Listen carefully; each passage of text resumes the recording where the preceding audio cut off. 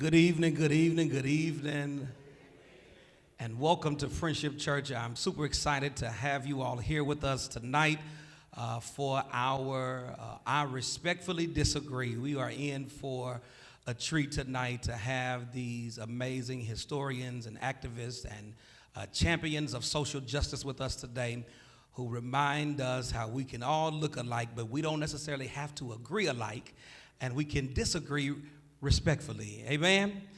Amen. Well, I'm super excited. First, I want to introduce, you cannot introduce the man who was here. You'll hear a formal introduction from Dr. Boyce Watkins, but his beautiful wife is here with him today, and so we want to acknowledge her presence and thank God for her today.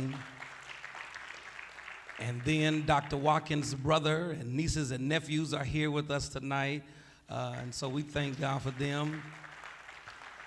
And then we are blessed at the Friendship Church to have the mother of Mr. Etan Thomas as one of our shipmates, Miss Deborah Thomas, who's here with us tonight. Upon entering, you should have received a note card. If you didn't, we can get some to you a little bit later, but we want to allow some time after the conversation for you to ask questions. But if you will, write those questions on the note card, and we will get them to our MC for tonight. And so make sure that if you have questions, to please write them on the note card. I'm excited tonight to introduce our MC for tonight, Miss Paris Rain. Paris is a member of Friendship Church. We are super excited, but Paris is also an award-winning American broadcast journalist currently working as a multimedia journalist and fill-in anchor at Fox 23 News here in Tulsa, where she covers news that matters to the local community. She joined Fox in August of 2023. She's a proud graduate of the Langston University, L's up, where she earned a degree, her major in broadcast journalism with a minor in corrections, and she's also served in leadership roles in media throughout her college years. Known for engaging and thoughtful reporting style, Paris focuses on storytelling that impacts a wide range of audiences and often highlights underrepresented voices. She hails from the big city of Kansas City, Missouri, but she's now here in Tulsa, where she continues her broadcast career, and we are blessed because of her willingness to serve, but also her willingness to be a champion and voice for us. And so please join me in welcoming Friendship's very own, Fox 23's very own, Miss Paris Rain.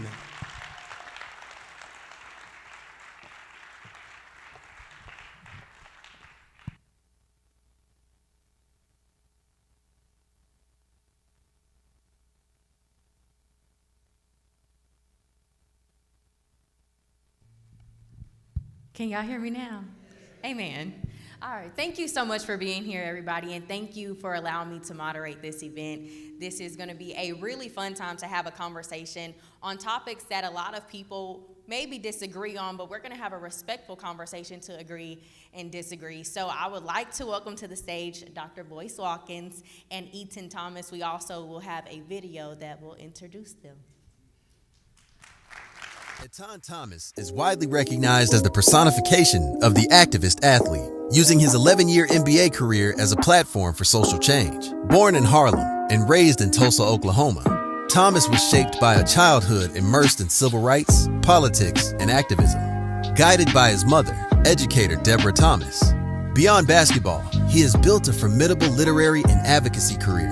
His debut poetry collection, More Than an Athlete, in 2005, established him as a leading moral voice in sports.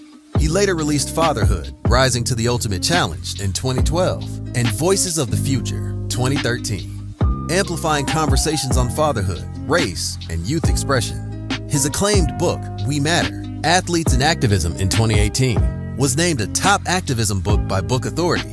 A recipient of multiple social justice awards, Thomas is a senior writer for BasketballNews.com, a contributor to major media outlets, a frequent MSNBC commentator, and host of The Rematch and The Collision.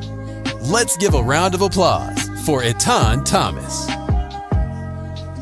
Please join us as we welcome Dr. Boyce Watkins, a nationally respected financial scholar, author, and thought leader whose work sits at the intersection of education, economics, and social justice. Dr. Watkins is widely known for advancing the concept of financial activism, the use of economic knowledge and conscientious capitalism as tools for social change. He holds bachelor's degrees in finance, economics, and business management, a master's degree in mathematical statistics, and earned his PhD in finance from The Ohio State University, making him the only African American to earn a PhD in finance in the year 2002. Dr. Watkins is the founder of several influential platforms, including the Black Business School and the Black Wealth Bootcamp, and has reached millions through his writing, media appearances, and documentaries centered on economic empowerment. Today, he joins us for an important and timely agree to disagree conversation with Etan Thomas. Please help me welcome Dr. Boyce Watkins with a round of applause.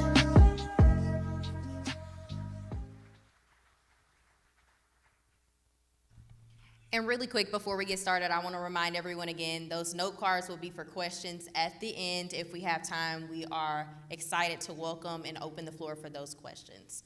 So, y'all ready to get started? Yeah? All right, so.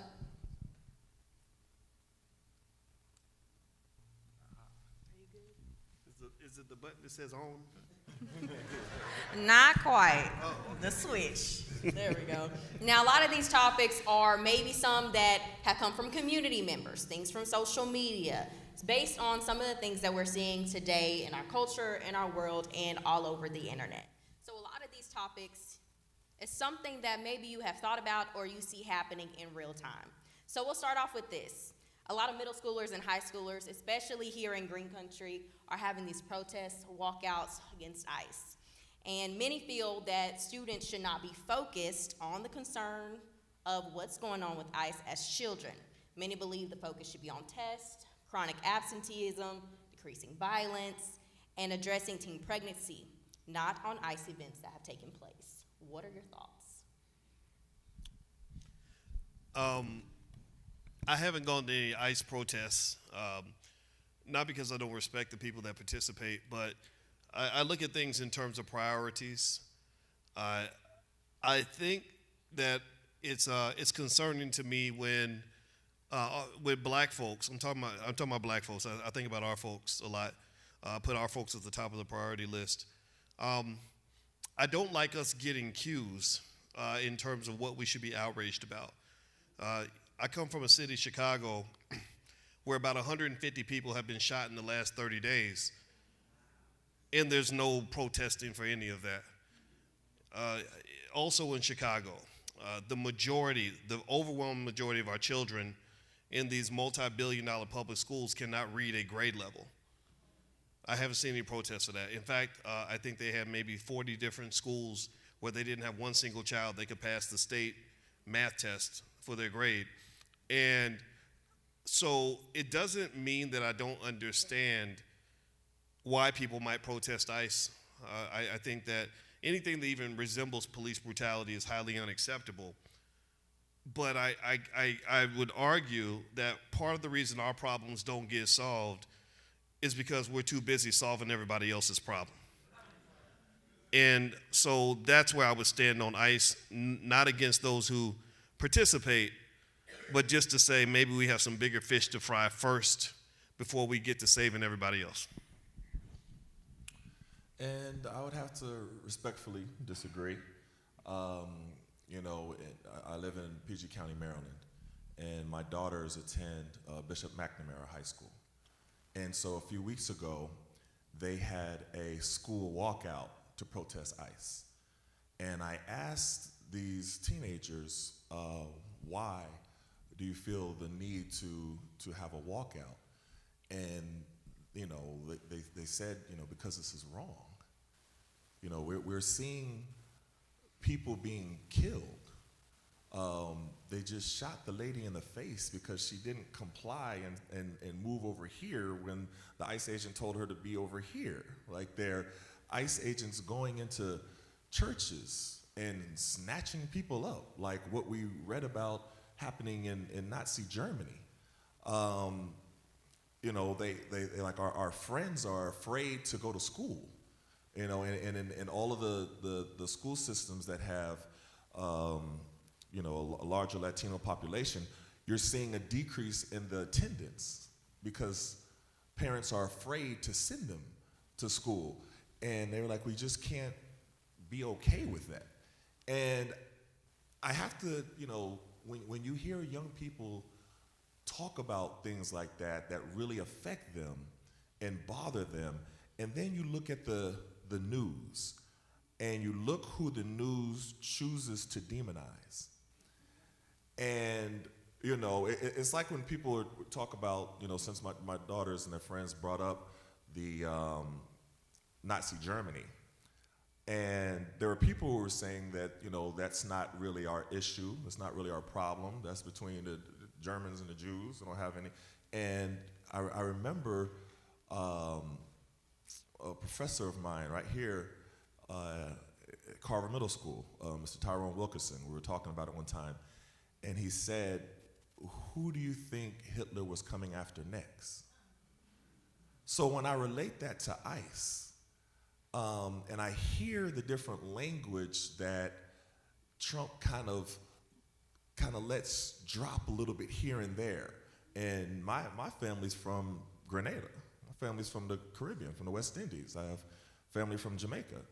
A lot of black people have family members, grandparents that are from someplace else.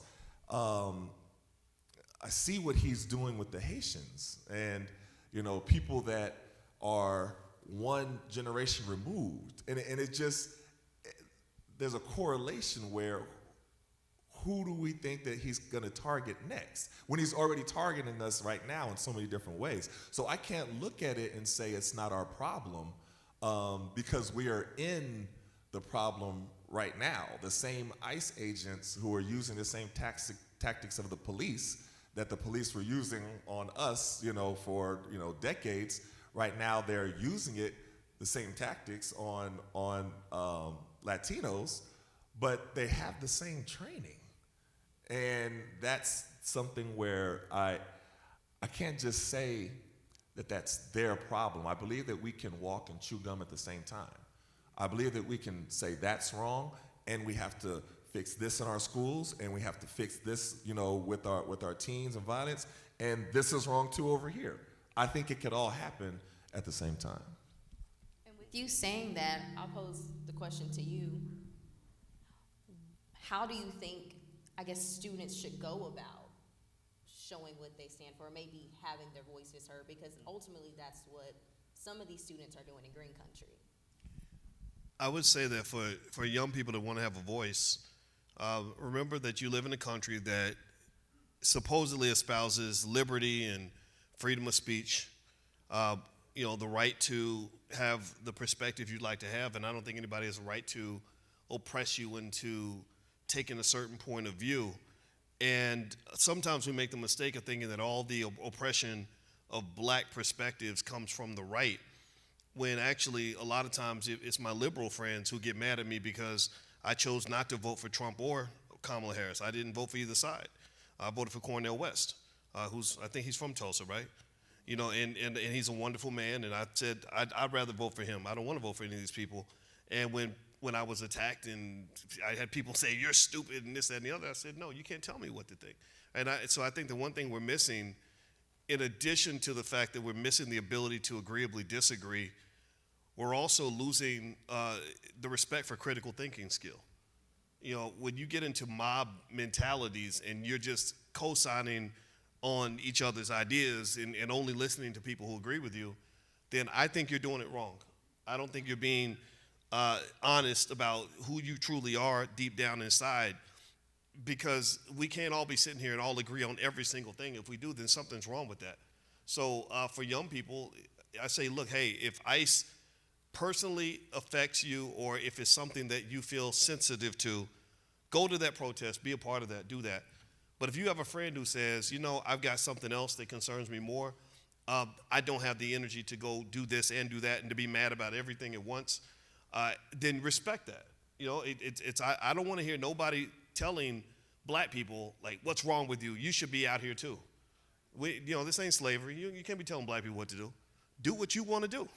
And anybody who's offended by me telling people to do what works best for you, I have an issue with that. Why can't, we're just so busy doing things other people tell us we'll do. If the ICE thing was, think about this. we all know, how many of y'all know that more people were deported under Obama than under Trump, right? We know this, right? Far more people, right? So it's not what they're doing, it's really how they're doing it, right? They're running up with ski masks and yanking people out their cars and scaring the hell out of everybody. And that's not appropriate at all. So I would never agree with any of that. And I think that's the question that I would always ask people is, so what is the question here? Is the question, are you upset about how they're doing it, or are you upset about what they're doing? Which tells to me, if you say it's just how they're doing it, that says, okay, if they were doing the same thing and they did it in a more respectful way, then it would be okay. Then I can say, okay, that makes sense. But if you say, no, everybody who's here illegally should be allowed to stay, no matter what, well, then I'm going to have to challenge you a little bit, and here's why. 2 reasons. One, there's almost no country on earth you can go to where you can just be there illegally and just be cool. No country. You go to Denmark, go to China, go to any other country. If you're there illegally, they're going to come get you, period. Number 2, when you're telling me that another person can violate federal law and have all sins be forgiven, and I know thousands of black men who went to prison for 20 or 30 years for violating federal law by having a little bit of crack in their pocket in 1997, I got a problem with that. Not because I'm mad that they got away with it. I'm just mad because I'm like, well, how come the rules change for everybody else?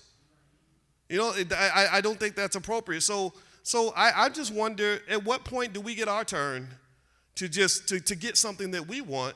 Because it seems to me we're always trying to get something for somebody else. But my response to that would be that, for one, do you know how many illegal white people from European countries there are in America right now? But they're not rounding them up. And that's where the problem lies. So it's not even, when you treat one group as the enemy and you target that group to say, you know, what Trump did and the way that he won, and it worked like a charm. It's not a new technique, but it worked.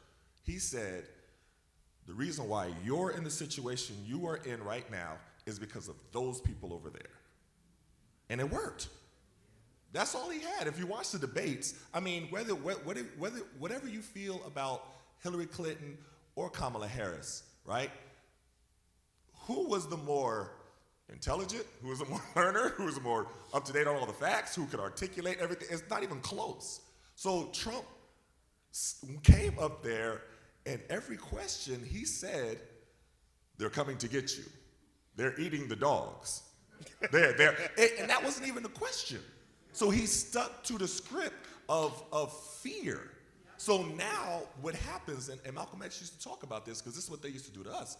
You create this monster, this like, and it's not, you dehumanize a group of people to the point where when mainstream America sees that person being brutalized, they don't feel the same way. So when they would see a black person being killed by the police, they would say, oh, let's wait for all the facts to come out and see what really happened and if he really deserved that. Right? So that dehumanization is wrong no matter who it happens to. And so when you see young people, I was at Carver Middle School today, and these young people are amazing.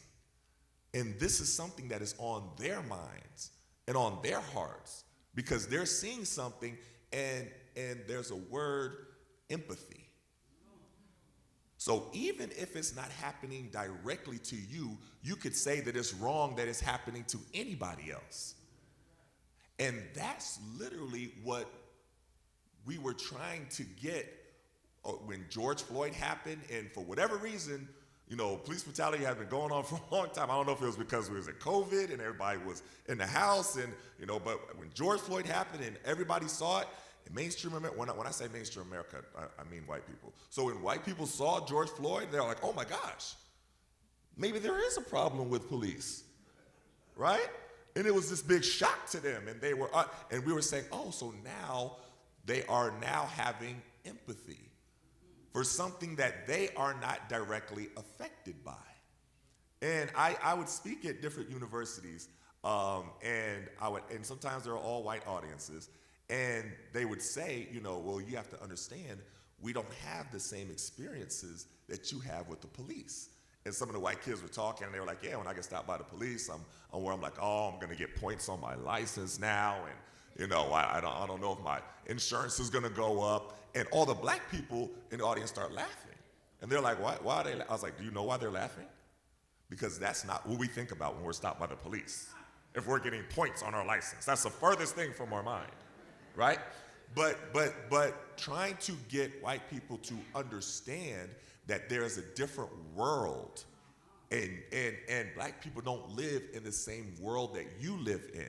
So even right now, at my big age, right, I ain't doing nobody's crime. I'm driving down the street. When I see the sirens, when I hear them, when I see the lights, I tense up. White people they don't feel like that. You know what I mean? They don't have to have the talk with their kids, and they're going out and start driving, and you're nervous as a parent because now you got to make sure that they understand that when they're stopped by the police, you can't make any sudden movements. You got to keep your hands attended to. You got to turn your interior lights on. You got to turn your music down. You got to roll your window down. Yes, sir. You can't make any kind. White kids don't have to do that. I went to Syracuse University. I was amazed at how white people talk to the police. And nothing happened, right? So the point of going back to empathy, and when you see something that is happening to another group, I mean, there should be something in your heart that says, that's not right. I do agree with that, right? And everything you said makes perfect sense, and I hear it completely. But one thing that stuck out to me is it reminded me of, I saw this video today where they talked about when Steven Spielberg put out the movie Jaws. And if you remember, Jaws is a movie where people would go to the beach and they were being eaten by this killer shark. Well, after the movie Jaws was made, they said the beach attendance dropped by like 50%. People were scared to death to go to the beach. They did not go. And they said, but the facts were that only about 5 people on the entire earth get killed by a shark every year. 500 people get killed by hippopotamuses. Thousands of people get killed from things like cheeseburgers and all kinds of stuff. If you add up the number of people that get killed by greasy, fatty food and you compare it to the number of people that get killed by sharks, it's not even close. Now, what that made me think about is, if you looked at the data, I went and looked at the data on how many black men get killed by police. And I'm not saying George Floyd deserved what he got, because he didn't. We all saw it. It was terrible. But what was interesting was when you look at the statistics of the numbers of black men killed by the police versus, say, the numbers of black men that are shot in the hood or at the club, or like my best friend Greg Wilkins shot in the head in front of his daughter by some drug dealers who look just like him, there's just no comparison. Now, I'm not saying police killings are appropriate or that they do not happen. I want to make that clear. But I can also say I wasn't as afraid of cops because I knew a lot of cops. I knew bad cops. I knew good cops. I knew black cops. I knew white cops. And when I thought about the things that scared me, about the things that might kill me as a young black man, it was never really so much the police. It was really just other guys that looked like me. You know, you dating somebody's baby's mama, or somebody who just got out of jail who's trying to come get you because he don't like you or whatever. And so what I think happens sometimes is that we get heavily manipulated by white liberals and white conservatives all the time. We get manipulated, and the same month George Floyd got killed, there were hundreds of people being killed that were black all across the country. Chicago alone, we had a couple hundred shootings in the time that everybody was talking about this one thing. So you got to ask yourself this question. If a little girl gets shot in the south side of Chicago on her tricycle and nobody cares, but yet everybody's crying about this thing they're seeing on TV on repeat, what role is the media playing in really trying to trigger traumatized black people and scare us to death? Not because they care. If Black Lives really matter, then you know things you can do to really show Black Lives Matter. There's a lot of things they could do. But really, I kind of felt like they were just doing it because they wanted us to vote for them. I think it was a political manipulation. And in fact, actually, what's interesting to me, Etan, is that when we talk about the Trump situation, I ain't never going to defend Trump. I followed that guy for 35 years. I never thought he was a good man. and we throw in the racial angle, and we say, okay, they're doing this to immigrants. A lot of the immigrants are black and brown, 100% true. I don't see a lot of white Europeans being shipped away. But if you talk about the lady that got shot in the face, what race was she? Was she black too? I can't remember. The man that got killed, was he black? No, he wasn't. So I'm not saying that it shouldn't have happened and we shouldn't have empathy, but I think sometimes the thing that we think is a racial divide is actually a liberal conservative divide.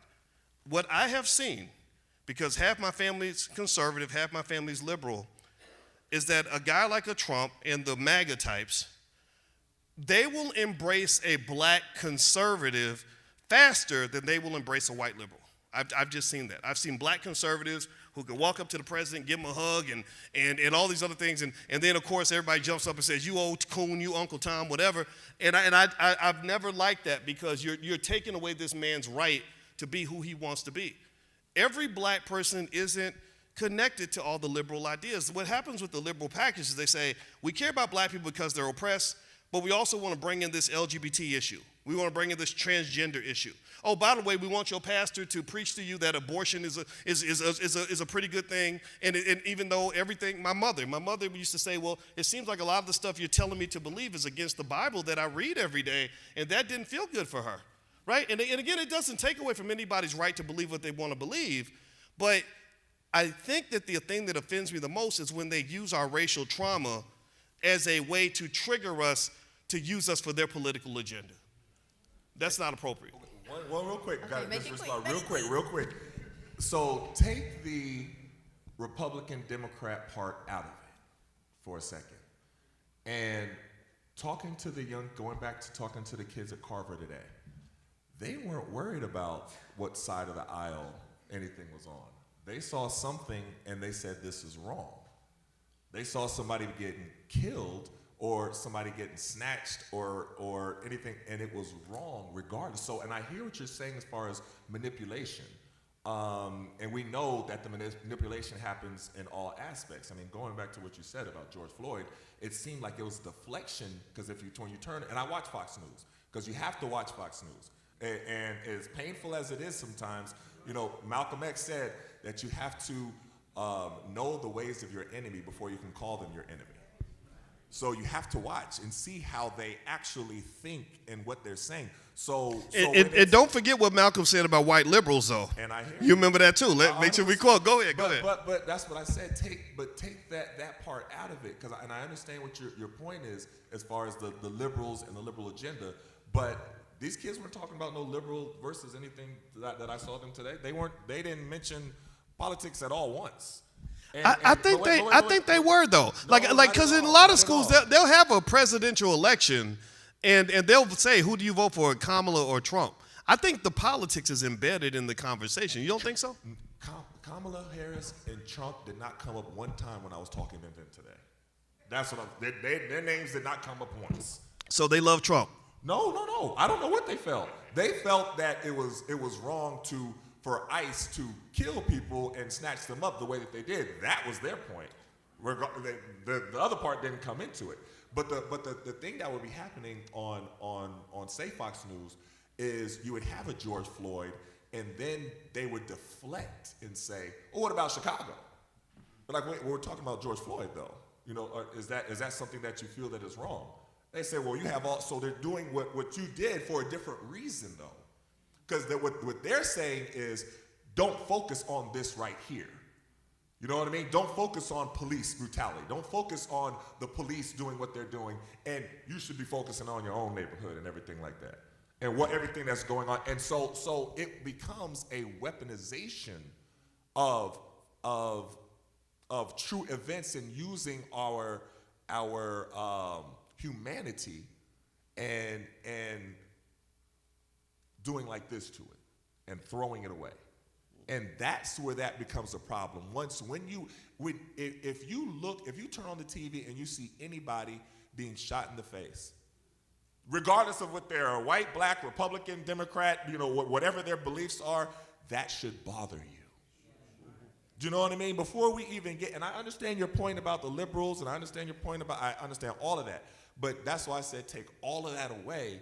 And there is something that these young people who are so impressive to me today, and their humanity to say, we don't like what's going on in the world completely. And a younger generation that is desensitized to violence because they see it so much. We didn't have, like I mentioned Rodney King when I was talking to them, and they were like, oh, that was that long time ago. And I was like, yeah, you see stuff all the time, right? We didn't see stuff all the time growing up. When I saw Rodney King being beaten the way that he was beaten, it was shocking to me. Like I was like, oh my God. And then the police, all four of them was acquitted and the verdict was not guilty. Like I was ready to erupt when I was at Carver Middle School. I was like, I remember we had the DARE people come. You remember DARE? And the policeman would come, and I was just hitting him with the questions. He's trying to talk to us about say no to drugs and say, I was like, okay, we ain't talking about all that. You talk to me about the 4 cops that beat Rodney King, and do you think that they should have gotten off? And he's trying to divert the question. I was like, no. They beat him like a dog. Don't tell me anything, because I was following the case. And that's the dehumanization from that point. That's what showed me how white America views black men. That case right there. Because when you hear them talking, and they're convincing you that this man who we see getting beaten like this deserved it. And so when you're going and talking about the brutalization of ICE, they're telling you that these people who didn't do their paperwork right deserve this. And as a human being, it's encouraging for me to hear young people say, that's not right. Really quick, I'll say this, hearing both of you speak about the news outlets, as a reporter, I kind of got to step in and say this little piece. Okay. But as somebody who's in the community and stands in an unbiased position, it's hard to get these stories out in a way that you all want to see or feel like y'all are being heard if the community doesn't talk to us. So all we have is what we have to go off of.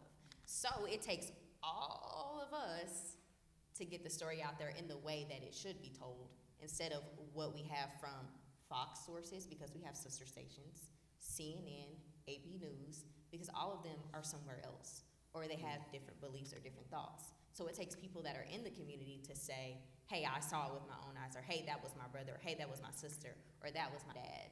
So I'll leave that tidbit there to make sure, we all understand that aspect too, because sometimes it's not always Fox, or CNN, or whoever you're watching.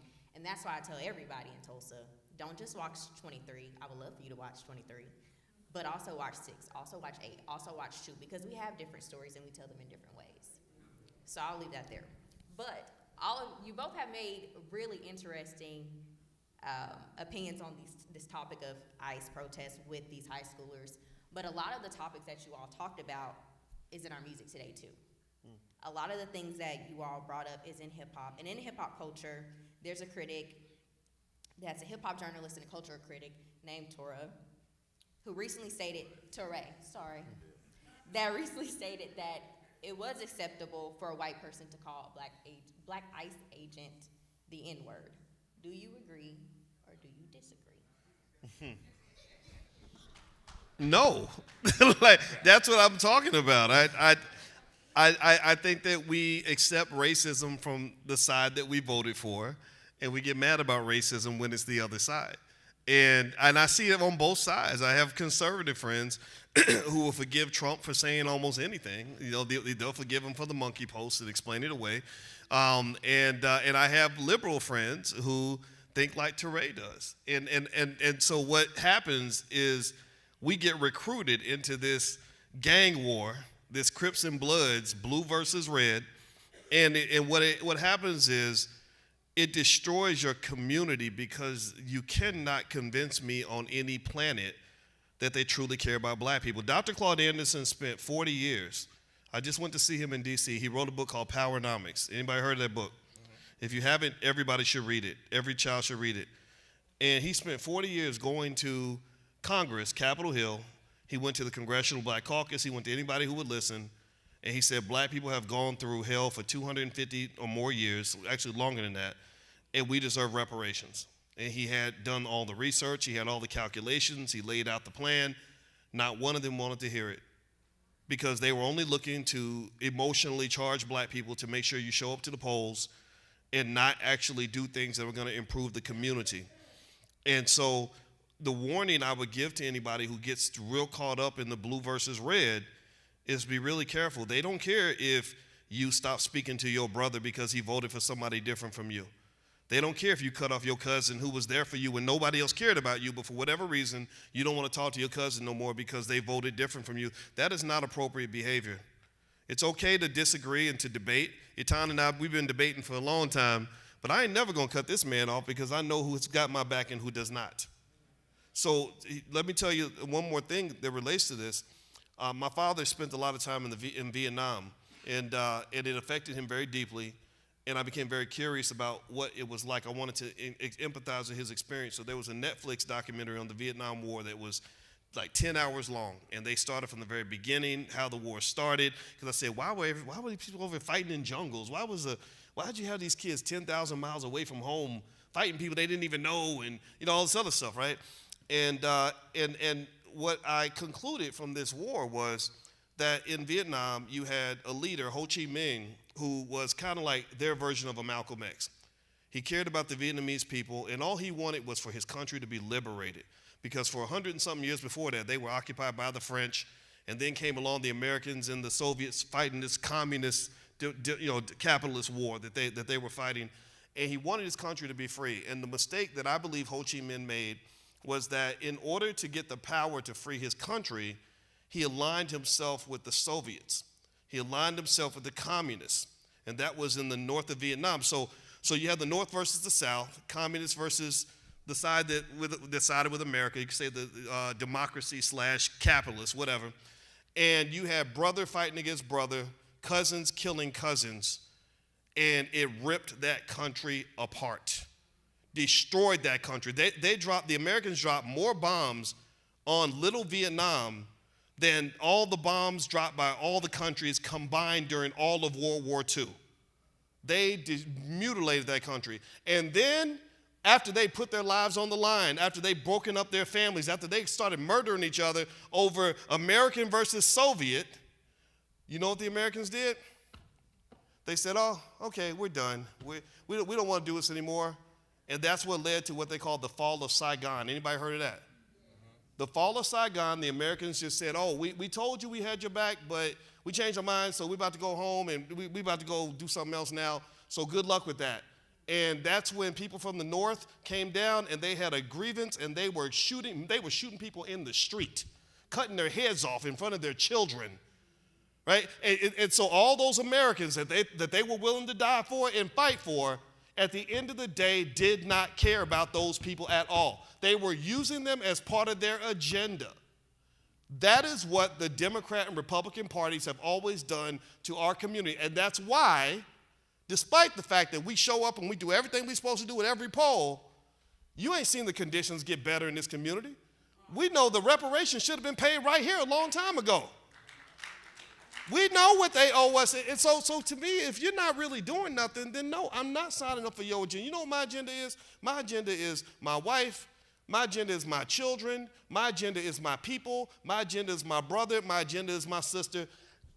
I'm not going to go fight your battle until I fought the battles that come with being black in America, because I'm tired of us sitting in the same spot getting mad about something that ain't going to change nothing anyway. Even you talk about, like, say, George Floyd. I'm like, that was pretty epic for sure. But what really changed? What condition? You showed me one hood that's wealthier now and doing better now because of what happened then. There is none. So that's the issue there. So I have to respectfully disagree. First, let me go back to your question about Touré. Touré does not speak for black people, for all black people. That's number one. And we are not going to use Touré as the example for anything at all. I just want to make sure that's clear. Touré speaks for Touré. I respectfully agree. Okay. That's Only agree at yes, that's okay, first and that's all right, foremost. we'll take it. But I think we have to be able to understand when because when you talk about everything as in terms of red and blue, and in terms of politics, and in terms of what the Democrats are doing for the black community, or what they're not doing, and I definitely understand that. But you can't tell me that Trump was a better option. I had my list of complaints and critiques for the Democratic Party. Biden was not even in my top 10 when they had the first thing of all the Democrats on stage, and these are all the people. Biden was not in my top 10. Like I was a surrogate for Obama the first time, and I saw the switch the second time, because a lot of the things that he did I didn't agree with, especially in the second term, and I voiced them. I did not support Biden, and I did not campaign for him, and that made a lot of the Democrats mad at me. I voted for him because he was the lesser of two evils. That is the only reason. You weren't seeing me speaking on Biden's behalf or going into no speeches and doing none of that, because I'm looking at everything that he has stood for, from the crime bill to, you know what I'm talking about with the crime bill, but that's also with Clinton as well. That whole 3 strikes thing, Clinton wanted to be harder on crime or tougher on crime than the Republicans. You know what I mean? So I'm very aware of that. But when you say what changed after George Floyd, so I co-wrote Emerald Garner's book, who is Eric Garner's daughter, with her.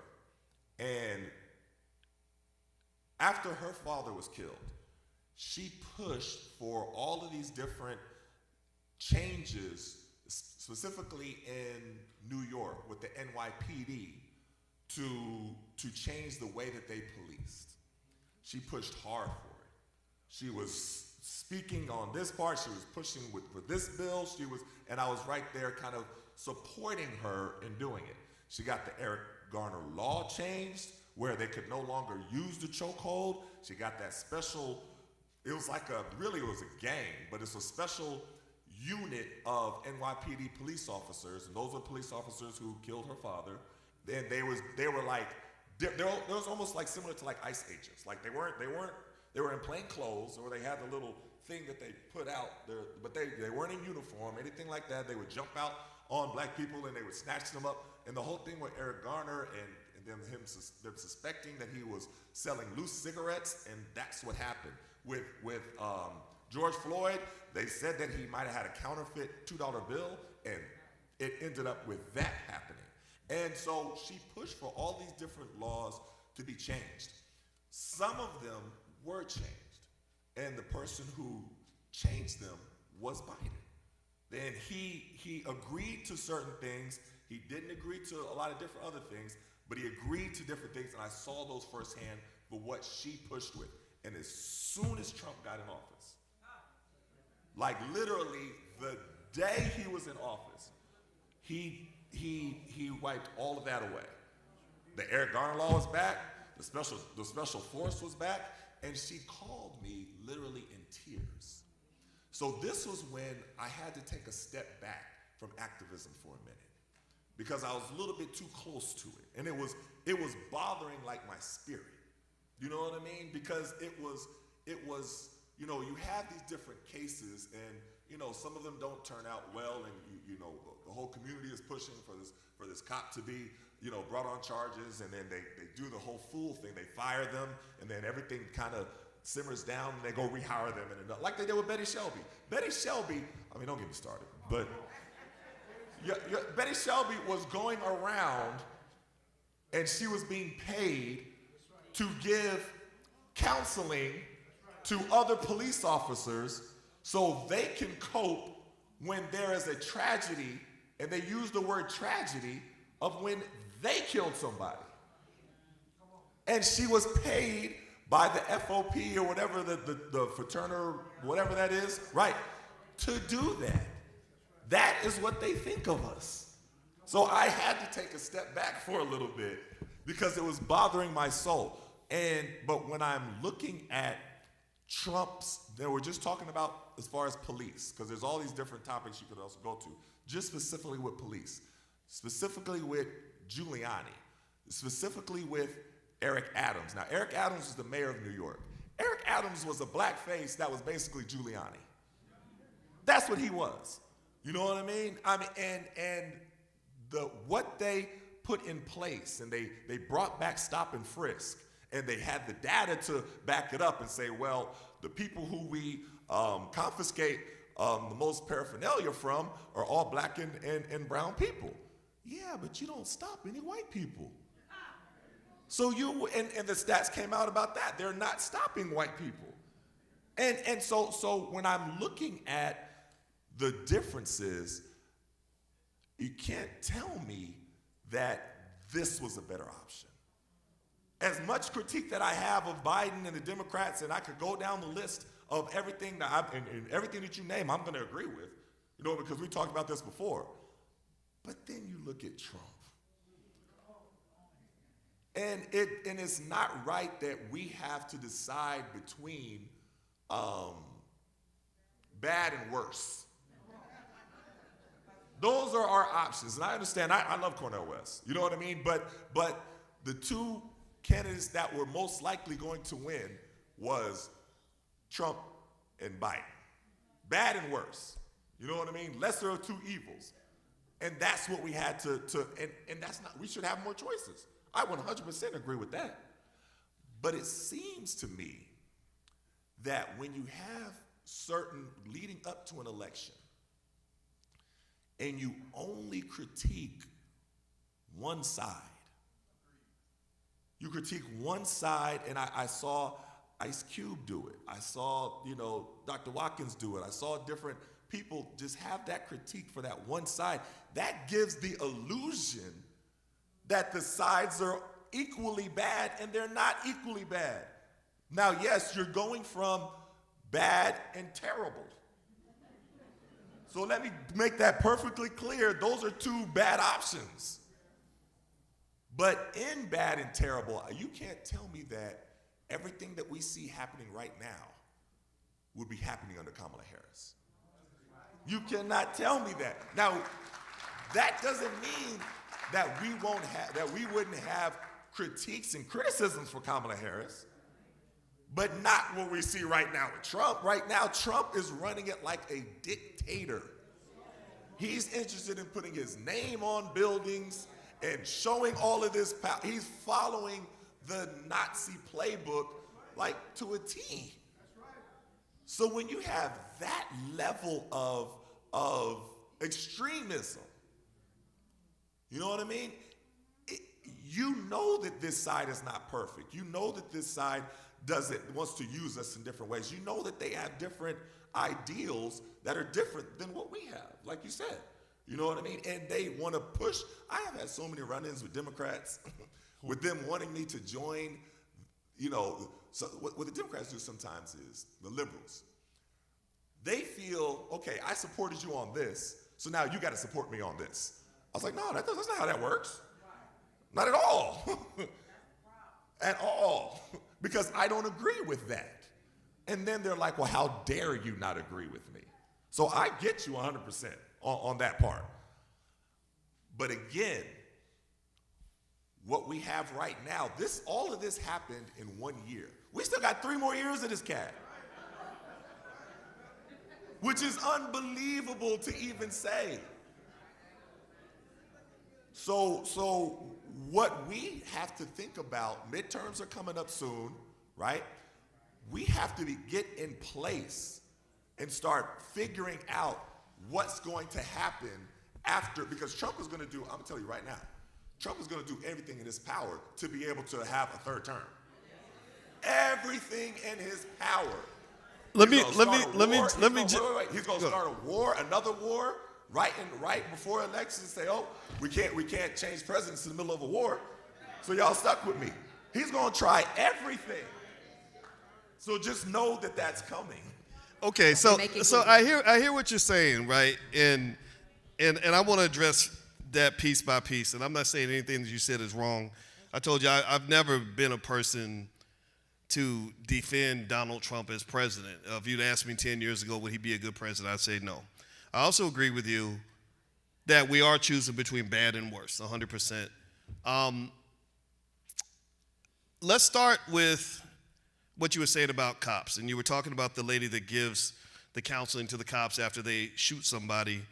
Right. And we're gonna start by me predicating this on the fact that I'm biased in the sense that my father was a cop for 25 years. And he was also a strong black man. And once my father had to kill somebody on the job, he did not kill a black man, he shot a white man. And he did need counseling because the white man was trying to kill him. Now, let me tell you what happened when my father killed this white man. All of his white neighbors, a bunch of them, wrote letters to him thanking him for dealing with this man because this man had been terrorizing the whole entire neighborhood. So what that says to me is I think we got to be really careful about assuming that every person who gets shot by a police officer was innocent, because this man was not innocent at all. He was trying to make sure that me, my brother, and my sister didn't have a dad. And we had to live with this every single day for 30 years. My mother worried that one day he wasn't going to come home because all the scariest drug dealers, killers, rapists, and murderers wanted him dead. That's the reality he had to deal with every day. And also, I knew black cops, guys I went to kindergarten with, one of them who's like a brother to our family. These men don't wake up saying, how am I going to find a way to kill a black person today? They don't think that way. They are 100% on our side. But let me tell you what happened to them when the extremism took over. When the propaganda started that all police are bad and all police want to do is wake up and kill a black person because they just love it, they trigger happy, they love using their gun. He said, man, this makes my job so difficult because everybody thinks I want to use my gun. He said, I don't want to use my gun. I don't want to hurt nobody. But I have to know the difference between the good guys and the bad guys because there are real drug dealers out here with machine guns and all kinds of stuff out here that want to take me and my whole family out. The other thing he said to me was that after the pandemic, when there was all this sort of conversation going on, he said, man, when that happened, he said, all my black officers quit because their families were calling them sellouts for wanting to be a cop. And they were like, look, we're just trying to help. We're trying to get in there so that you can make sure the good guys have the guns.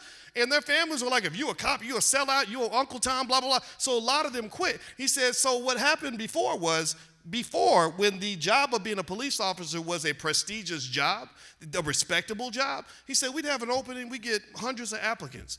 He said, now the only people that apply to be cops now are the people that you don't want to have a gun.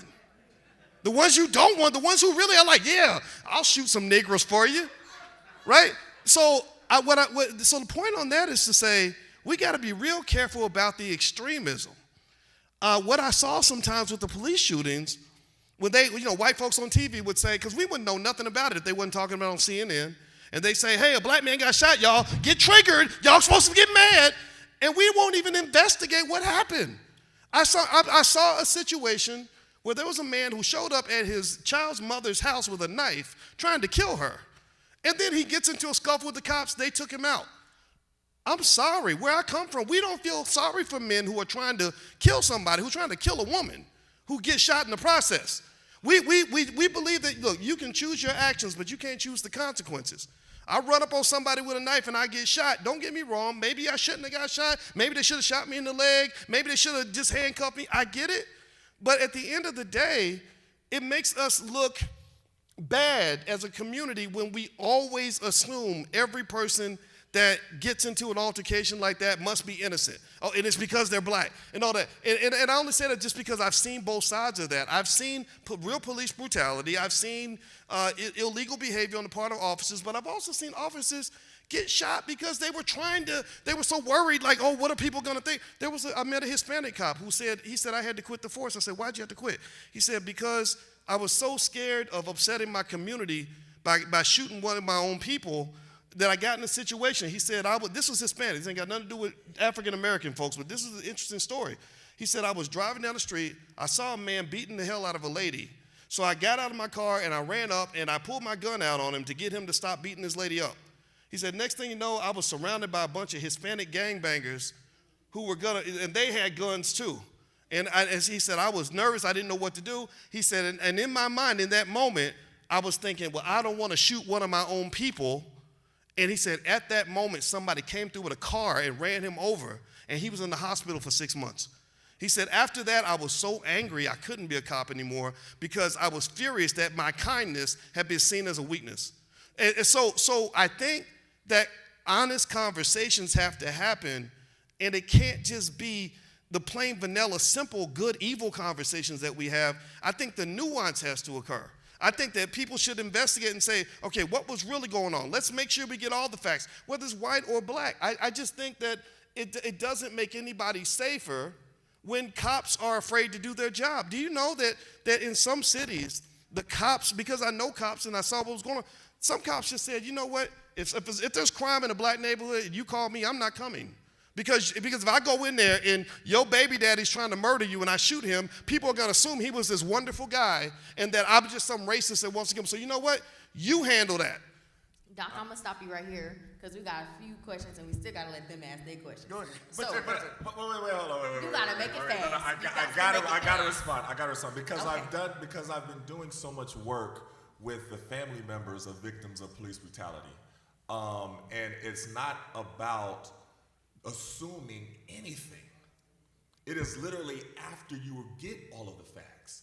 And the problem is that when you have police unions that regardless of the facts, and they'll tell you, I just interviewed 2 former policemen last week for my podcast.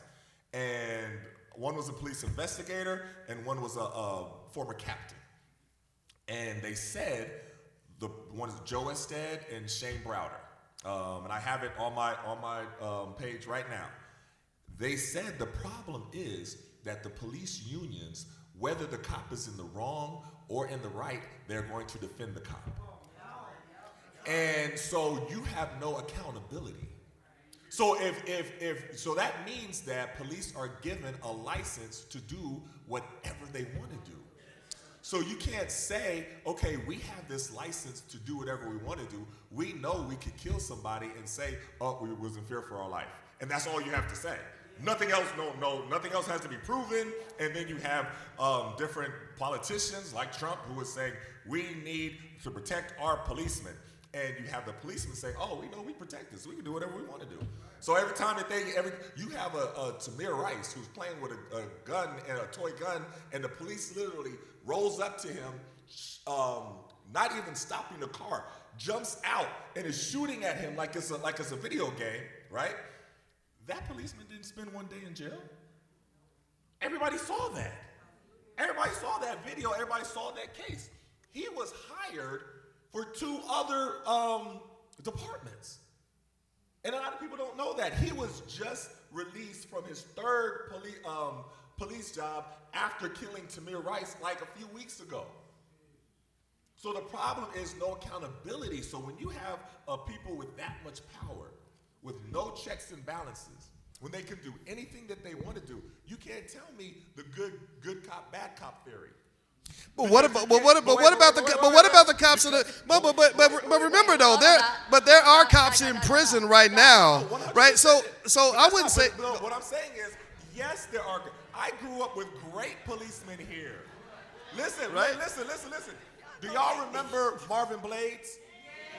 He was fantastic. My mother used to drop me off at Central High School for the programs that Marvin Blade and the rest of the Black Cops Coalition used to do right here in North Tulsa. They taught it. Look, I didn't learn about Black Wall Street and the Tulsa Race Massacre at Carver Middle School, which was 6 minutes from Black Wall Street. I learned about it in their programs. I learned about it in church. So we had the black policemen educating us. We had the black. Yeah, and here's your. But remember, well, hold on, wait. You gotta let me say this, Etan.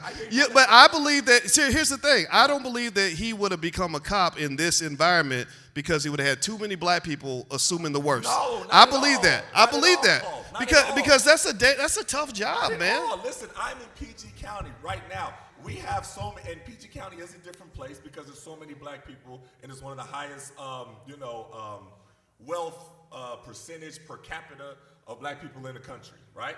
PG County is a beautiful place. I absolutely love it, right? Black policemen all in my church, they know my children.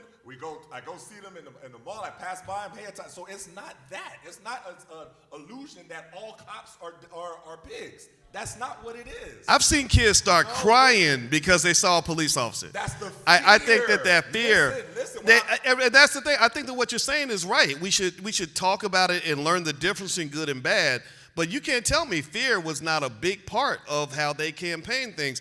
They wanted black people to believe that if it could happen to George Floyd, it's gonna happen to you. No, that it So can wait, legally. wait. No, wait. That it can legally happen to you. You gotta I understand. I don't believe it could have happened to anybody. I just don't believe that. How many policemen that have shot black people, right, have gone through the court system and qualified immunity did not work as a defense for them?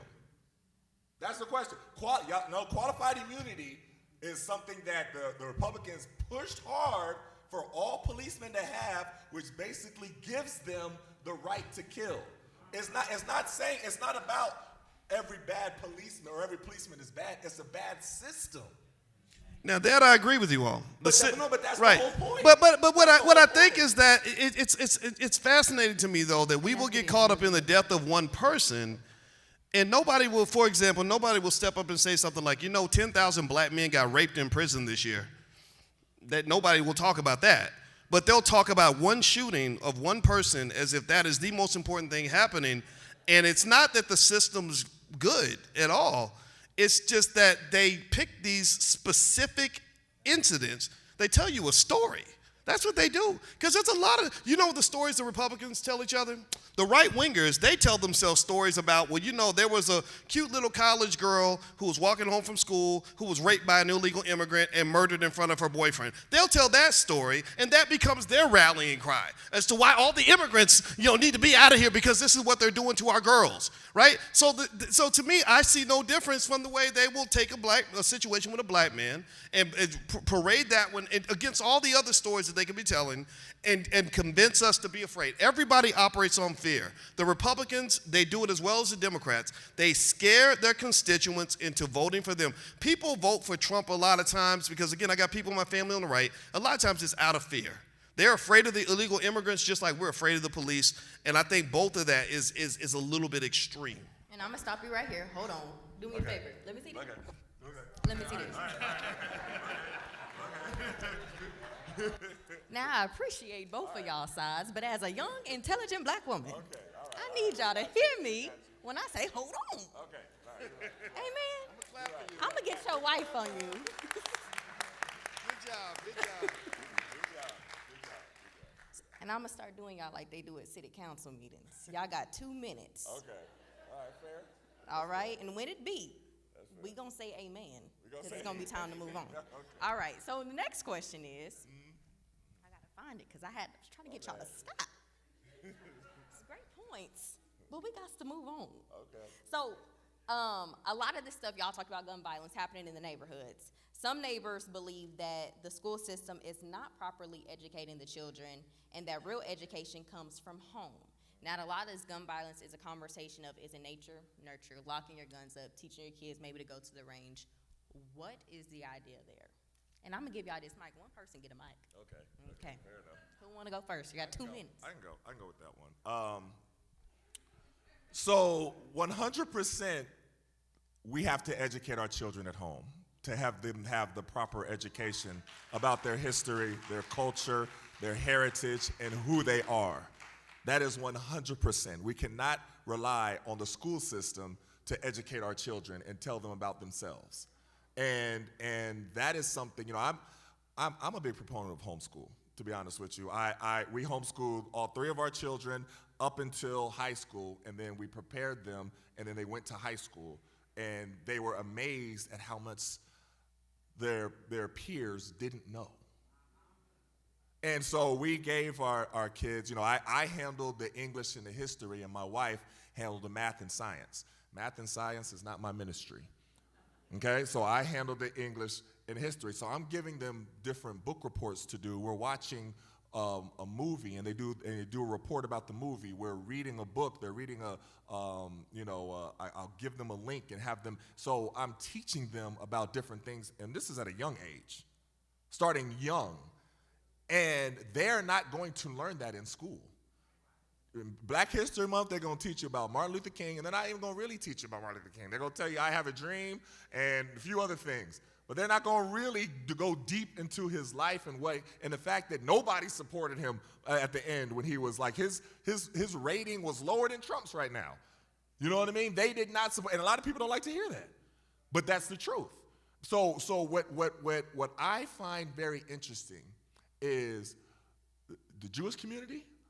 They're not worried about what they're teaching them in school because they teach their kids what they want them to learn in their own schools and at home. They go to Hebrew school to tell them a whole bunch of lies that tell them that they're special and you're above these people and Israel is great. Whatever it is that they want to teach them, they teach them that. That's what we have to do. You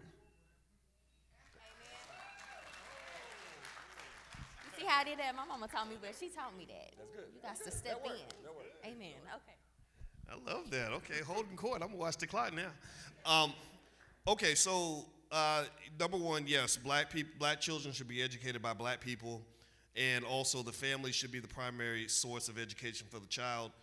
If your child follows the path that is set for them by systematic racism, they will be systematically herded like cattle into a system that does not support them. They'll end up probably working for a white man, living paycheck to paycheck, won't have enough money for retirement. I know a lot of people in their 60s who've been working 40 years who have a net worth that is lower than that of a newborn baby. It don't make no sense that there are babies being born at the hospital down the street that have a higher net worth than some people who graduated from college in the 1980s. That's because the system's designed to extract things from you. It'll extract your money, it'll extract your votes, it'll extract your attention. You have to train your children to be off the system, off the grid. Now, when you talked about the gun violence piece, there are two types of kids for the most part, if you wanted to make broad categories. There are the kids that have strong, stable families, and then there are the children who are impacted by broken families, unstable situations, whether it's drug addiction or whatever the case may be.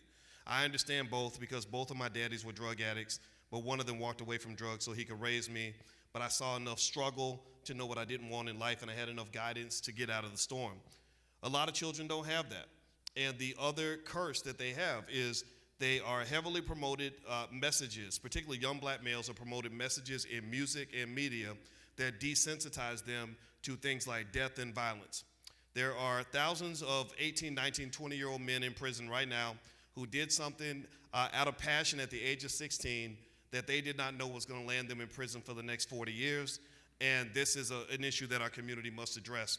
And it's bigger than just this conversation. It's one that's going to have to be pushed at a national level. Did I do good? I was watching the clock. That was good. So y'all was playing me earlier. I should have had y'all on the timer. I don't mind the clock. That's all right. That's all right. So I'll take it to, we talked a little bit earlier about nature nurture. We talked about hip hop earlier, but music is a way that many people use to express themselves, and many of our students and our children listen to it daily. But throughout times, many people have felt that hip hop has been a more harmful thing for the black community than a way of leadership. What are your thoughts when it comes to what the music is that we listen to? So I've listened to hip hop all my life. And I also went to school, Carver Middle School, when NWA came out. And I remember seeing the switch of my different classmates who started acting like Eazy-E and walking like them. I remember the switch. I remember it very clearly. Now, me, I was into Public Enemy and X-Clan. And so if you looked at me, it reflected that. You know what I mean? I looked like X-Clan. You ask my mama, I had the big medallion, I had the African hat, I'm walking around like, you know what I mean, like I'm Chuck D. That was the, so I do understand the influence that what you listen to has on you. I understand it. Now, there is a reason why certain hip hop is pushed more than others. Certain music is pushed more than others. And that's what young people have to understand. There is positive hip hop. There is not no corny cat, like talented cats that are positive. There's talented R&B singers who are not only talking about sexual stuff and sexual lies and everything like that, but they push certain images to our girls. Images that they wouldn't put of their own people. I'm looking at the clock, but there's so much that I could talk about this. I remember, being in college, and you remember the song All About the Benjamins. Some of y'all remember this, right? So All About the Benjamins, and there's this part where they were like, you should do what we do, stack chips like Hebrews. That was the line. And they beat Hebrews out. And I was like, Hebrews is not a bad word. Why would they beat that out? And so you're looking at who controls the record company and who's the head of the execs, and they're not letting no negative anything about their people being put out, but they'll let different things about our people being put out like it's like anything. And that's the problem. I have more to say, but I stopped. I know you. That's all right. Well, when I think about hip-hop music, I think about my wife, and my wife is an expert on the subconscious mind. The subconscious mind affects your thinking and actions more than your conscious mind. The messages that you receive, the messages you tell yourself about yourself, that affects everything about how you view yourself, how you view each other, etc. I asked her one time. My wife is she's like me. She's a crazy workaholic, and she was on her exercise bike, and she'd read this book about the subconscious mind 3 times. And I said, what are the 3 biggest things that impact the subconscious mind of people? And she said, repetition, trauma, and symbolism. And I thought about music. Imagine a 10-year-old kid who's hearing a song where every other verse is kill that nigga, kill that nigga, kill that nigga, kill that nigga, right? Repetition. Trauma. How many of you feel like you've gone through some trauma in your life? How many traumatized black people got in the building? Anybody want to admit it? Did you grow up poor? Maybe somebody abandoned you? Okay, so trauma is very, very high in our community. And then symbolism. If you watch a hip-hop music video, what sells the song is not the music. What sells the song are the images in the music, the symbols. If I'm a rapper and I want to relate to the gangster lifestyle, I got to have a gun over here, some drugs over here.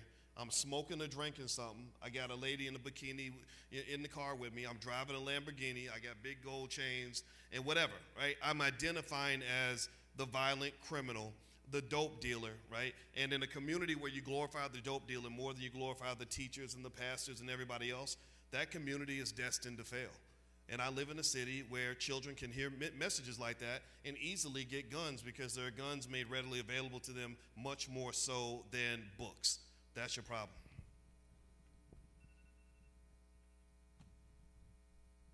I'm so proud of y'all.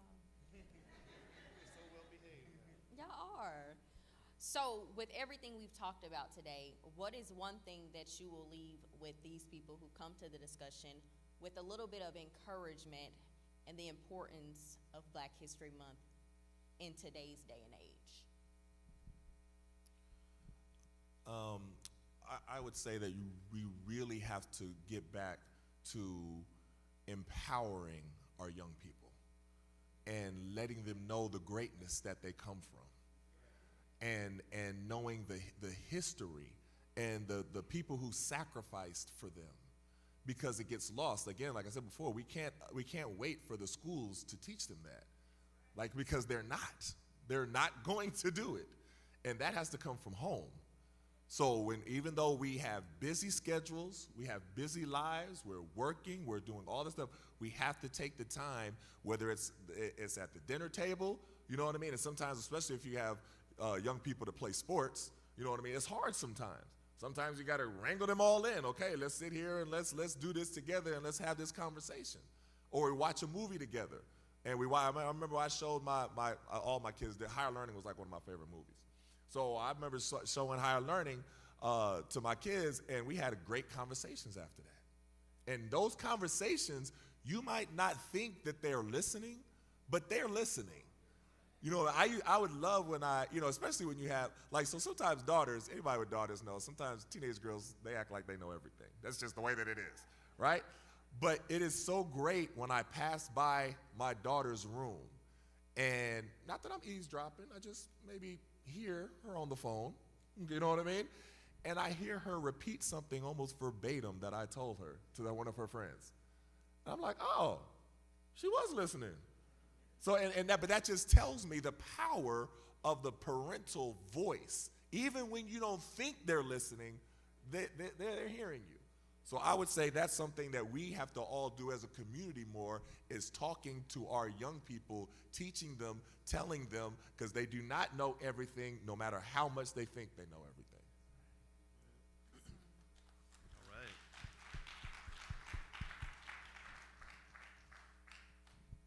I would say that Black history, it's not something that's just meant to be studied. Black history is meant to be made.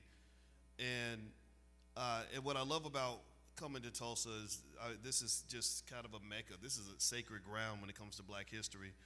And it's one of those things where a lot of the lessons that we need to go forward actually are buried in the past. And what do I mean by that? Well, it's kind of strange that Black people owned 10 or 20 times more land 100 years ago than we own today. We have more businesses.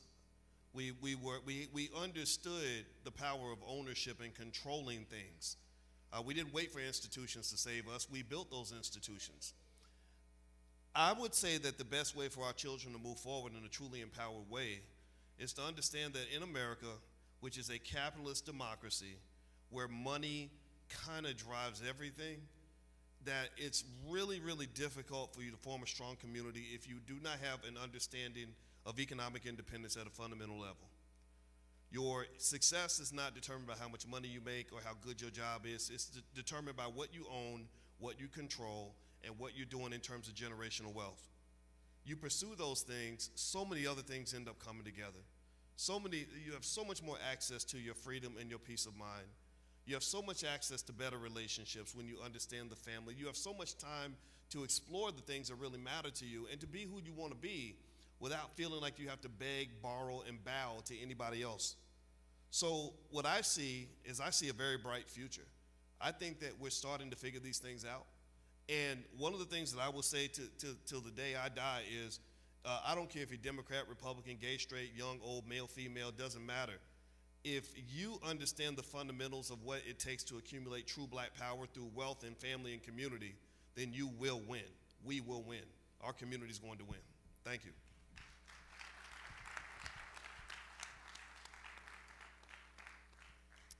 So, we have had a very, very interesting conversation tonight. While both of you have respectfully disagreed on some things, y'all also kind of agreed in some of your opinions. And I think that was pretty cool to share that and to leave with everybody that last thing of what we want everybody to remember during Black History Month, especially right here in Tulsa.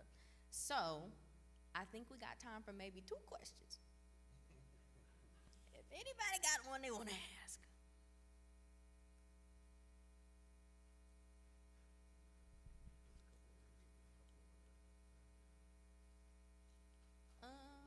I don't know if there's somebody that can.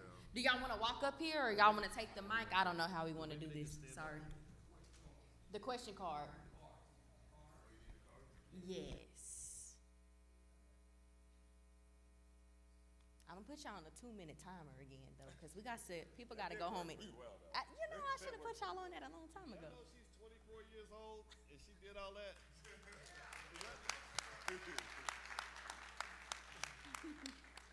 Thank you. She can handle crazy old men.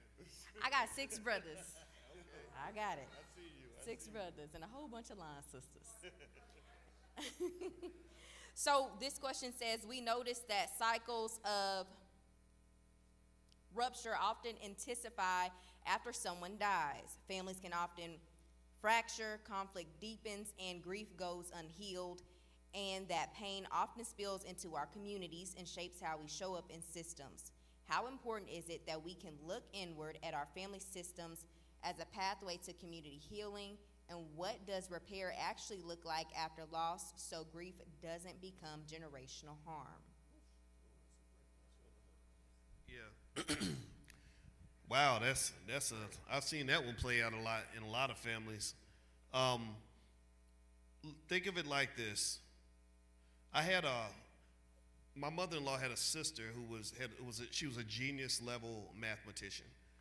And I never even knew her. I met her at her funeral, but somebody quoted something she used to tell her sons that I thought was quite profound, and she said, everything is easy when you study.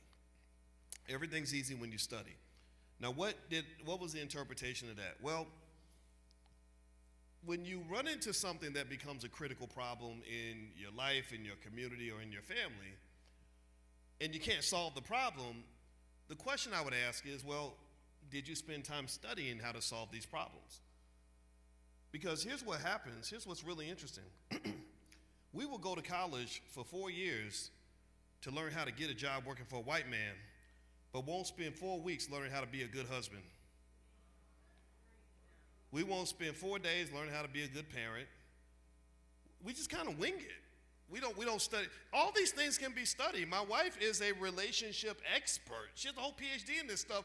There's thousands of people like this. There's books on it. So if family is your challenge, then that should be the thing you study.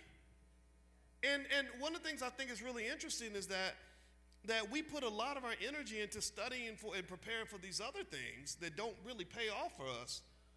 But really, I've made some money. I got a lot of education, but nothing matters to me more than getting along with my kids. So what I had to learn the hard way, actually, was I said, well, if I want to get along with them, I got to study. I got to study how to break that generational curse so I don't respond to my frustration the way my daddy did, because the way he did it was wrong. Right? How do I love my wife better? Well, first I study my wife, then I study women, then I study how to be a husband, and I learn these things. So I would encourage anybody, think about the 3 or 4 things that matter to you most, and then commit yourself to investing. And I'm not talking about investing with money. Invest with time and attention and study the thing that matters. So when you break those generational curses, believe me, somebody out there has written a book about it. I encourage you to go take a look at those books. Did you want to say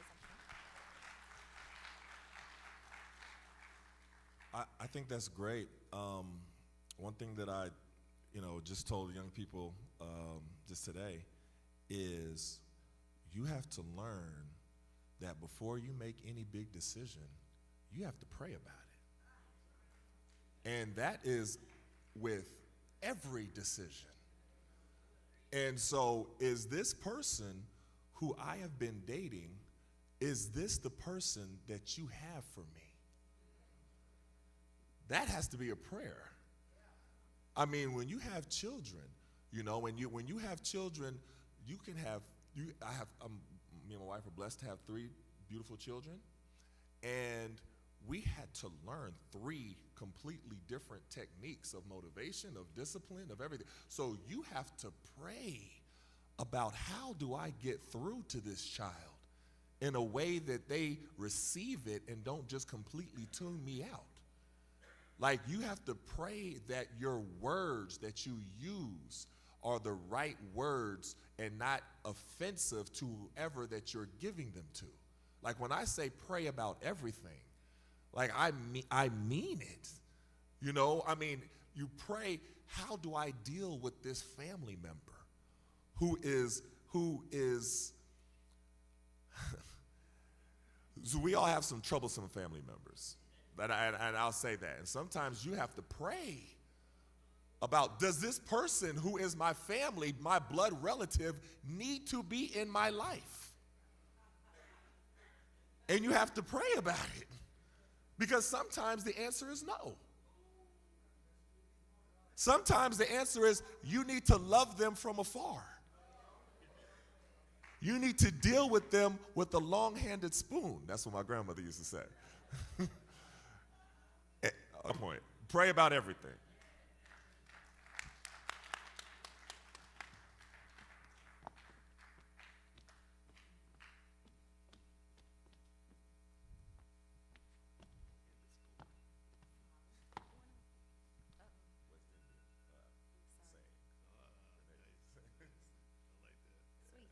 Okay, we got another question. There are students that are suspended for the walkout that happened. Nope. There are students that are suspended for the walkout. What happened to freedom of speech? Yes, we have illegal aliens, true, but they work hard and pay taxes. But they're trying to get legal Sorry, one sec. They're trying to get legal. What's wrong with this picture? Young people are smarter than you think. So across the country, and this has been happening since the 60s. This is not anything new, but the younger generation have been protesting, having sit-ins, having marches, having everything like that, and you have the establishment that doesn't like that and wants to punish them for it. This is nothing new. Like, you teach young people about the civil rights sit-ins. They didn't just welcome those with open arms. That's not the way that it worked. So when I tell young people right now who want to protest over whatever it is, you have to understand that there sometimes are repercussions that have come. But my advice to young people at Carver today and to my daughter and her friends was that I said, okay, in every school, there are some teachers that you don't really mess with and some teachers that are kind of cool, some teachers that you could talk to, some teachers that'll help you out and give you guidance. So seek those teachers sometimes. See if you could get them on your side and you can help them out. And so my daughter and her friends, they did that. And I said, so for one thing, they were gonna walk out. And you know, it's been cold in DC. So I'm like, so y'all gonna walk out and y'all gonna be outside? I was like, there is a church on the property. You talk to a faculty member and see if y'all could go walk out and go into the warm church and have your program in there. And they was like, that is a great idea. You know what I mean? So I think that we as adults have to also support and encourage young people in their expressions. So Dr. King encouraged SNCC. He encouraged them. Now, the other Baptist Pastors Association didn't like that he was doing that. And that happens right now. You go to the thing, they're like, oh, they want young people to fall in line with what you already have going on and not understanding that they have their own thought about how they want to do stuff. So they need our generation. It's always the young people that lead, always, and we have to be there to support them.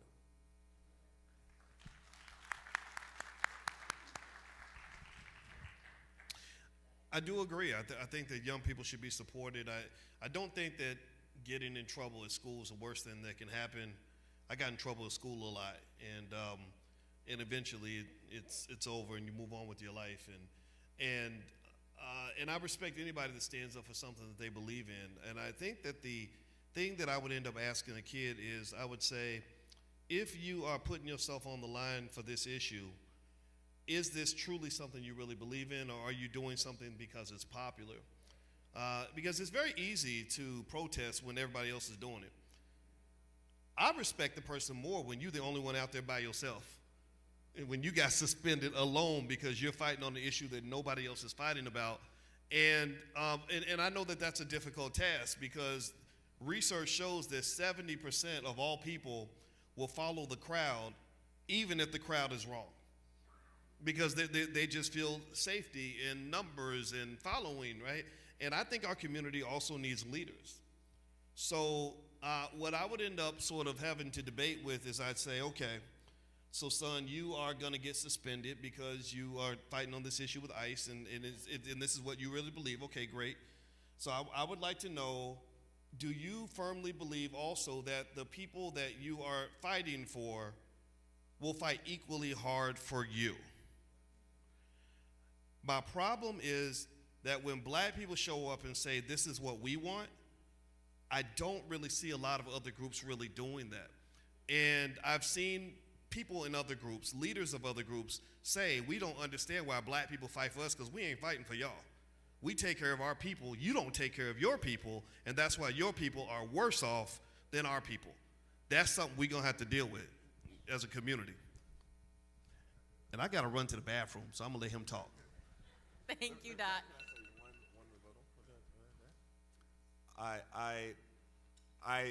What I did, and I keep referring to Carver because I was just there, right? But what I encourage them to do is for them not to wait for a leader, but for them to be the leaders. And that's what I love about our young people right now, is that when they are passionate about something, they're committed to it. And you have the older generation that we don't necessarily understand all the things that they feel and all the things that they're thinking because we're older. That's the way it is. It's always been like. There's always been an age gap of generations, right? But I don't know, when listening to these young people today, I was so encouraged by their passion. And we're in a day and age where a lot of grown people question if young people are even paying attention and if they're even aware. Or like, or are y'all all concerned about is doing your little TikTok dances and doing all, that's grown folk talk.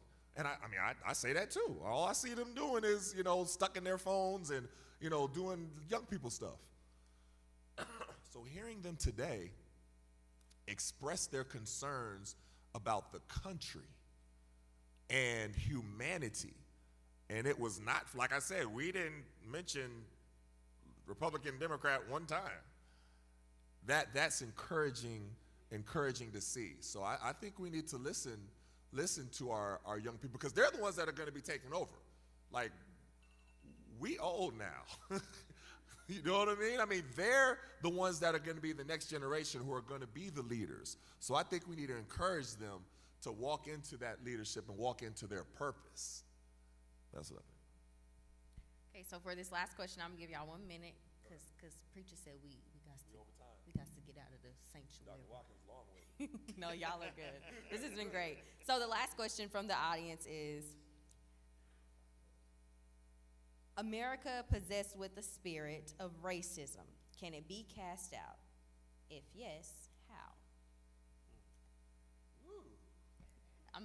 We ended on a tricky one. Can it be cast out? Probably not. Remember, you have a country that's built on hundreds of years of certain beliefs that one group should be held above the other. And when you talk about racism, it's systematically embedded through the fabric of our society. Now, I'm cynical in the sense that I don't believe the answer is for us to spend all of our lives asking white people to change their behavior. I don't know if that's going to work. I would prefer to focus on the things that we can control. I know that America is a country where money tends to drive a lot of outcomes. And so I would argue that as we wait for others to change their behavior, we find out what we can do, where we can pursue excellence, where we can educate our kids, build our wealth, and build our communities. And at the very least, they may not like us, but we'll be competitive.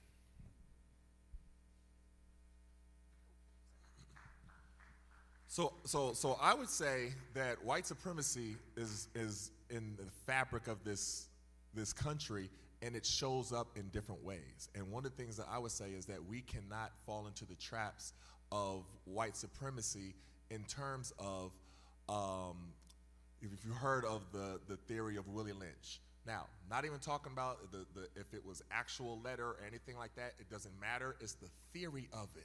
Because what white supremacy does, and it tells you are better than you over here. Now, I don't like either one of y'all, right? But I'm going to tell this group that they're better than this and then watch them fight each other. And that's how I got their mind. So right now, we're seeing a lot of division in our community even more. I mean, it bothers me so much when I see this whole thing with and it started happening during the elections, FBA, and black people that were born outside of the U.S. or have family from the Caribbean. I'm like, are y'all serious? Like, this is a divide? Like, we're the same people. Like, you think that they're gonna look at me differently because my grandparents are from Grenada, and they're gonna look at you because your grandparents are from South Carolina? And that is another way that they divide us. I mean, you talk about the different things. Okay, we're gonna make the light-skinned people think that they're better than the dark-skinned people. We're gonna make this group think that and it's happening right now. Like today. And that's how white supremacy is able to continue to permeate and affect us personally, because then we start infighting and separating ourselves while they just sit back and laugh. And it's been happening the longest, and we can't keep falling into that same trap. Let's give it up for both of our panelists today. Well, tonight. Do y'all feel like y'all got something out of tonight's conversation? Well, thank y'all for being here at Friendship, and thank y'all for allowing us to hear your opinions, and especially from, something that's personal and also something that a lot of people don't want to talk about. But it's important for us to have these conversations, even if you respectfully disagree. Yes, yes. Good job. Well, we thank you. Oh, thank you. Thank you, thank you. Thank you. Y'all have been great. Thank you. Come on, y'all, let's hear one more time for Paris Rain, doing a great job, Dr. Boyce Watkins and Etan Thomas. Thank you all for being here tonight. Really quick announcement. Sunday will be For the Culture Sunday here at the Ship. We will also be having a Buy Black Expo with over 30 vendors over in our activity center. At the conclusion of this tonight, Dr. Boyce Watkins and Etan and Paris will come down. You can meet them, shake their hand, take pictures, and all of that. Go home, be safe, and thank you for your presence tonight.